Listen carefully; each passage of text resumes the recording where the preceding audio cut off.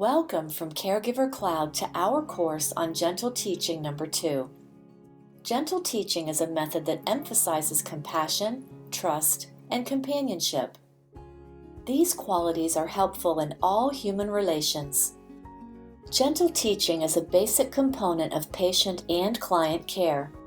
Gentle teaching strategies are particularly helpful when caring for individuals who have altered mental abilities or emotional challenges. The foundation of gentle teaching is companionship. Companionship is the genuine connection between two people. Both people are equal.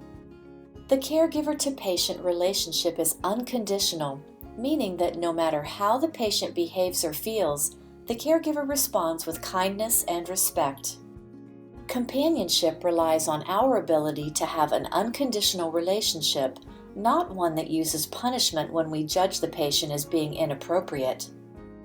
The result is that the patient learns to feel safe with the caregiver even during times of stress. The caregiver also benefits. When the patient feels safe, trust in the caregiver grows. Companionship between the caregiver and patient is based on 4 points. Number 1, feel safe with each other. Number 2, feel loved by each other. Number 3, feel loving toward each other. Number 4, feel connected with each other. Let's learn more about gentle teaching.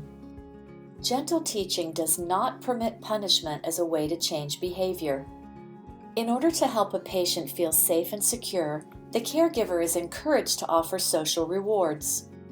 Social rewards are verbal praise and a kind touch. Social rewards are not the same as the rewards used in behavior modification, such as candy. Social rewards are offered as a way to help the patient feel safe and secure and to build companionship with the caregiver. If a patient behaves inappropriately, the caregiver ignores the behavior and redirects the patient to another activity. As the patient becomes involved in the new activity, the caregiver provides positive feedback. By continuing to reward the desired behavior, the caregiver helps patients become more independent. The patients also start to become more interested in interacting with others. With gentle teaching, caregivers act in a supportive, compassionate way. We want to provide companionship to our patients. Companionship means an equal relationship with neither person dominating the other. Now let's discuss what is not considered gentle teaching. If the caregiver uses harmful behavior or domineering methods, companionship is not possible.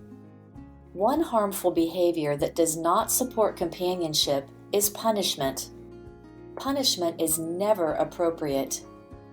Other examples of harmful behaviors include correcting the patient, using an authoritative voice, or ignoring the patient. If we use harmful behaviors, we prevent genuine companionship. Let's discuss some difficult situations that a caregiver may face.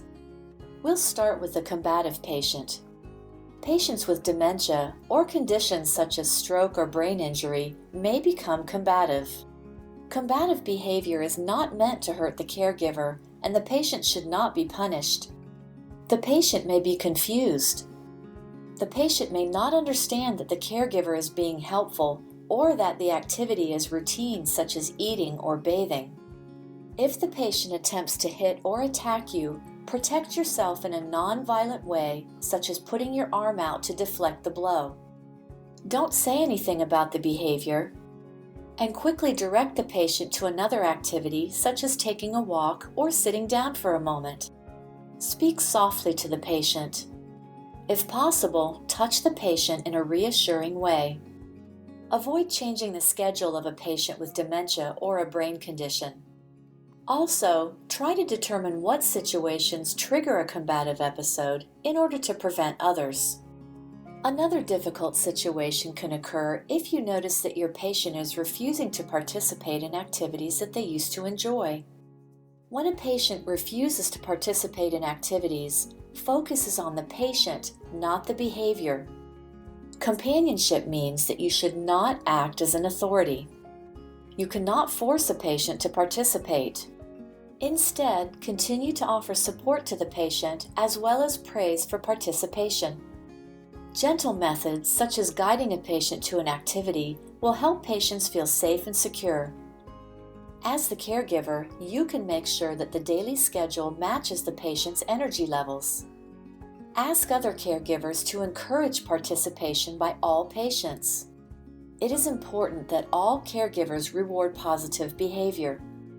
What can you do about a patient who is attention-seeking? Suppose that while working with a group of patients on an activity, you notice that one patient is especially disruptive. You know that this behavior can be the result of attention-seeking. This patient may exhibit several behaviors. They may talk loudly and constantly. The patient may use the activity materials inappropriately, or they may distract other patients. As a caregiver, you know that the patient's behavior means they are not feeling safe and secure. A patient who feels lonely or insecure can seek reassurance by becoming attention-seeking. The behavior may seem intentional, but it is a way for the patient to ask for help. Do not punish or remove the patient from a group if they are attention-seeking. In this case, redirect them and give positive reinforcement when they behave appropriately. Use gentle touch as a reward. When using gentle teaching, a patient's negative behavior is not punished. Rather, the reason for the behavior is the focus. When the caregiver recognizes the needy behavior, verbal and touch rewards will help the patient feel safe and secure. Redirect the patient to another activity while ignoring the negative behavior. In contrast to the disruptive patient, let's talk about the situation when your patient becomes more withdrawn. Perhaps they want to sleep and they ask you to leave them alone. A patient can become withdrawn for several reasons. They may be depressed, worried, or regressing. You may notice that they are less interested in their appearance. You may see them frequently crying. The patient may even stop speaking or only use a few words. As their caregiver, you will want to provide companionship. In this case, approach the patient often using a soft voice and gentle touch. Encourage the patient as they perform each task. Give them rewards, both verbal and touch, for following their daily schedule. Tell the patient what comes next in their day. Take them by the arm and guide them if necessary. Because you have earned their trust, they will feel safe with you and will likely follow your lead. Another difficult situation can happen when a care unit is short-staffed or a caregiver may be busy with the unexpected needs of other patients. One way you can still provide companionship is to give frequent verbal rewards to all patients throughout the day. Frequent praise and gentle touch will help the patients feel safe as they are receiving attention from the caregiver. Another method of providing companionship is to place patients together who will give each other positive reinforcement. To conclude, let's discuss burnout. Burnout is a serious side effect of being a caregiver. Caregivers enter healthcare because they want to help others. While caregivers can enjoy their work, there are times when they can feel challenged by patients and the demands of the job. There may be patients who resist companionship, are physically demanding, or who drain our emotions. Over time, it can wear a caregiver down and be difficult for a caregiver to stay motivated.